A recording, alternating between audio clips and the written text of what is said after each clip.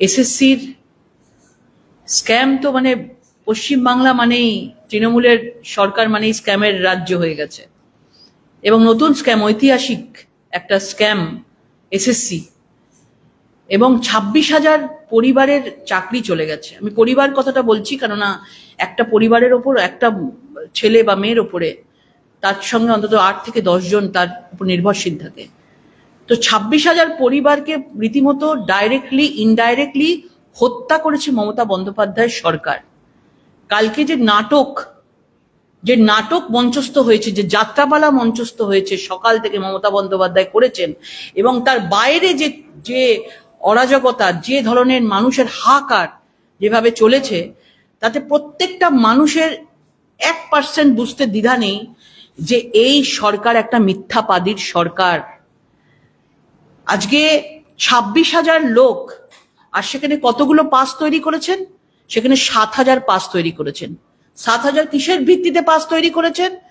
যোগ্যের ভিত্তিতে পাস তৈরি করেছেন। যোগ্যটা কারা? আমরা দেখছিলাম যে এরকম একটা আমরা যোগ্য বলে বুকের মধ্যে সাঁটিয়ে নিয়ে তৃণমূলের নেতারা ঘুরে বেড়াচ্ছে। আমরা যোগ্য বলে সাঁটিয়ে নিয়ে দেখতে পাচ্ছি আমরা সিটি কলেজের ভাইস প্রিন্সিপাল মহিতোষ গায়েন, তিনি ঘুরে বেড়াচ্ছেন আমরা যোগ্য বলে। তারপর দেখছি আমরা নদিয়ার তৃণমূল নেতা সাধন দে, এই লাল চুল কানে দুল, তিনি ঘুরে বেড়াচ্ছেন। তাদেরকে ক্যামেরা এলো, আপনাদের মতন মিডিয়ারা তাদেরকে ধরলেই তারা বলছেন যে না না না আমরা এখানে নই। তাহলে তারা চেয়ার ভর্তি করতে গেছিল? মানে যারা আসল লোক আছে তাদেরকে ঢুকতে দেওয়া হয়নি, তারা বাইরে ছিল। কারণ তারা যদি গিয়ে মমতা বন্দ্যোপাধ্যায়ের সেই নাটককে, সেই যাত্রাপালাকে বিঘ্ন ঘটায়, তারা যদি নিজেদের সত্যিকারের হাহাকারটা, সেই আওয়াজটাকে যদি তুলে ধরে, তখন টিভি ক্যামেরায় সেগুলো চলে আসতে পারে। সেই জন্য বেছে বেছে সবাইকে ঢোকানো হচ্ছিল। কিছু দেখবেন নানা রকম ইন্টেলেকচুয়াল, আমি অবাক হয়ে যাই সেখানে গিয়ে মমতা বন্দ্যোপাধ্যায়ের বাণী, মমতা বন্দ্যোপাধ্যায়কে নিয়ে কবিতা বলছেন সুবোধবাবু।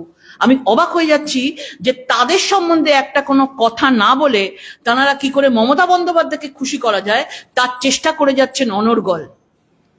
আর বাইরে চোখের জল ফেলছে তারা। সেই আমরা যোগ্যর এই পাসটা পর্যন্ত 500 টাকায় বিক্রি হচ্ছে। এসএসসির চাকরি বিক্রি করেছে লাখ লাখ টাকায়, চাকরিও চলে গেল।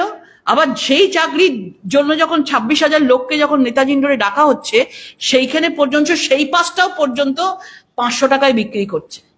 মাঝে একটা মৃত মানুষ যদি আজকে শ্মশানে যায়, তাহলে ডোমকেও মনে হয়, ডোমের কাছেও মানে সেখান থেকেও পয়সা মনে হয় তৃণমূল সরকার সেই মৃত ব্যক্তির কাছ থেকেও 500 টাকা 1,000 টাকা নিতে ছাড়বে না। এই অবস্থায় দাঁড়িয়েছে, মানে এইরকম একটা সরকার দাঁড়িয়েছে।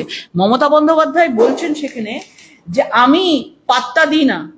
সুপ্রিম কোর্টের কর্তৃত্বের স্পষ্ট উপেক্ষা করে তিনি 2016 সালের বিলুপ্ত প্যানেলকে দায়িত্ব নিয়ে পুনরায় বহাল থাকার জন্য কথা বলছেন। কত বড় বড় কথা বলছেন।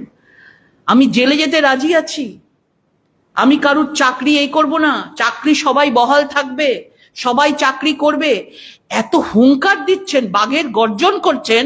ঠিক উল্টো দিকে আমরা দেখতে পাচ্ছি সেখানে প্রেয়ার করছেন, কোর্টে উনি প্রেয়ার করছেন, যে বলছেন হুজুর সেই সময় যখন নেতাজি ইন্ডোরে মমতা বন্দ্যোপাধ্যায় নাটক করছেন, ঠিক ওই সময় এসএসসির যিনি আছেন সেখান থেকে প্রেয়ার করা হচ্ছে সুপ্রিম কোর্টকে, যে হুজুর আপনি আমাদেরকে, আমরা অনুরোধ করছি যে চাকরিটা চলে গেছে এই আগামী এই শিক্ষাবর্ষ অবধি অন্তত একটা বছর আপনারা কন্টিনিউ এটাকে করুন।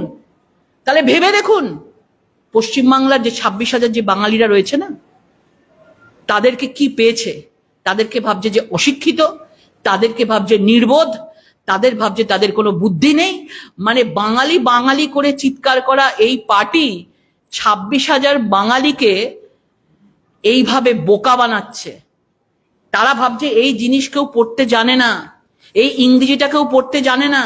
তারা সুপ্রিম কোর্টে যদি গিয়ে আজকে এই প্রেয়ারটা যে করেছে, এই প্রেয়ারের কাগজটা তাদের কাছে আসবে না। আমরা কিসের জন্য আছি? আমরা তাদের জন্য আছি যেটা বলার, যে এই যে হুঙ্কারটা দেখিয়েছে না, সেটা পুরো যাত্রাপালা ছিল, সেটা নাটক ছিল।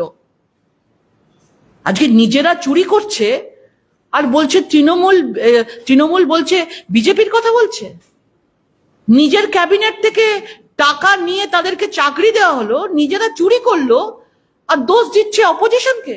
আজকে যদি বিজেপি, আজকে কোনো পার্টি না থাকতো, তাহলে উনি কাকে বলতেন? এই সরকারই তো পুরো এই বড় যে স্ক্যাম, এই সরকারই তো করেছে। আজকে কেউ কোনো কিচ্ছু করেনি। আমরা এই চাকরি প্রার্থীদের 26,000 চাকরি প্রার্থীদের সঙ্গে আমরা আছি। যারা যোগ্য, যারা অযোগ্য কি করে বুঝবো? যে আমরা যোগ্য বলে নিয়ে গেছে, কিসের ভিত্তিতে উনি দিয়েছেন? কিসের ভিত্তিতে সেই কার্ডগুলোকে দেওয়া হয়েছে? কোন পার্টি অফিস থেকে কার্ডগুলো দেওয়া হয়েছে? কিসের ভিত্তিতে, কোন সার্টিফিকেট দেখে দেওয়া হয়েছে যে আমরা যোগ্য সার্টিফিকেট নিয়ে তারা ঢপের নেতাজি ইন্ডোরে চলে গেছে? তো এখানে পরিষ্কার বোঝা যাচ্ছে উনি বলছেন সুপ্রিম কোর্টকে আমাদের যোগ্য অযোগ্যকে আলাদা করে দিন। কার কথা? সুপ্রিম কোর্ট কেন করবে? সুপ্রিম কোর্ট কি করবে? করার তো কথা আপনার। আপনি মুখ্যমন্ত্রী বাংলার, আপনার পর্ষদ, আপনার বোর্ড, আপনার এসএসসি। তো এসএসসি কেন করেনি? তার কারণ আছে। কারণ ওএমআর শিটটা যদি আজকে সাদা খাতাগুলো যদি দেখে নেওয়া হতো এবং কে কোথায় টাকা দিয়েছে, তাহলে বড় বড় নাম, যে বড় বড় যারা যারা মগরমাছ আছে, সেই বড় বড় কুমিরগুলো যদি বেরিয়ে আসে নাম, তাহলে তার সরকারটা তো থাকবে না। আশেপাশে চারিদিকে সব ধান্দাবাজ, সিন্ডিকেটবাজ, তোলাবাজরা রয়েছেন। এক একটা চাকরির ক্ষেত্রে 8 থেকে 10 লক্ষ টাকা করে তারা নিয়েছে। সেই জন্য ওএমআর শিটগুলোকেই জ্বালিয়ে দাও, ওএমআর শিটগুলোকেই নষ্ট করে দাও। আপনারা দেখুন একের পরে, এর আগে কি হয়েছিল? এর আগে অভয়াকাণ্ড কি করেছিল? প্রমাণ লোপাট করে দিয়েছিল। ওদের প্রথম টেকনিক হচ্ছে যে প্রমাণটাই লোপাট করে দাও, তাহলে কিছু করা যাবে না। আজকে এখানেও দেখুন, আজকে এখানেও তারা আসল প্রমাণটাই লোপাট করে দিয়েছে, যে যোগ্য অযোগ্য যেন খুঁজে না পাওয়া যায়। এটাই ওনার হচ্ছে কারসাজি। উনি প্রমাণ যখন লোপাট করে দিয়েছি, তখন আমি তো আমার মতো করে নাটক করতেই পারি। আর মানুষ তো ভাবছে, বোকা ভাবছে যে আমাদের মুখ্যমন্ত্রী আমাদের জন্য ভাববে, কিচ্ছু হবে না, কেউ কিচ্ছু করতে পারবে না, তাদেরকে কেউ বাঁচাতে পারবে না। আমাদের খারাপ লাগছে, আমাদের যোগ্য অযোগ্য এই 26,000 পরিবারের জন্য খারাপ লাগছে, যে তারা আজকে চাকরির জন্য আজকে কি করে আজকে চাকরি হারারা, যারা নিজেদের ট্যালেন্ট নিয়ে আজকে চাকরি পেয়েছে, আর যারা টাকা দিয়ে পেয়েছে, তাদের টাকাও গেছে, তাদের চাকরিও গেছে। এই কালকে স্টেজের থেকে বলছেন আমি আগে যোগ্যদের দেখবো, তারপর অযোগ্যদের দেখবো। তখন মনে ছিল না? এটা আগে কেন করেননি? এটা এখন কেন করছেন? এটা আগে কেন করেননি? যোগ্যদেরকে আলাদা কেন করেননি? যোগ্যদের দেখবো, তারপর অযোগ্যদের সঙ্গে বসবো। তার মানে অযোগ্যদের সঙ্গে আপনাকে বসতে হবে, আপনি জানেন। অযোগ্যদেরকে ঠান্ডা রাখতে হবে। অযোগ্যরা যদি এখন বাড়ি বাড়ি গিয়ে মন্ত্রীদেরকে, কোন নেতাদেরকে, যাদেরকে টাকা দিয়েছে তাদেরকে ধরে, বিভিন্ন